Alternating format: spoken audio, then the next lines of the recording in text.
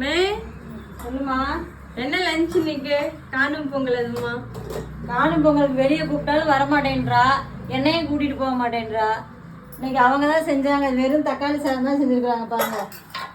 இன்னைக்கு ரெஸ்ட் எடுக்க சொல்லிட்டு வெறும் தக்காளி சாதம் தான் செஞ்சுருக்காங்க. சூப்பராக செஞ்சுருக்காங்க, சாப்பிட்டு பார்த்தா தான் தெரியும். நான் நல்லா தான் செஞ்சேன், எங்கள் அம்மா எதையோ போட்டு குழப்பி. நெய் ஊற்றுறேன் நான். இவங்க எல்லாம் ரெடி பண்ணிட்டாங்க, நெய் ஊற்றுனேன்.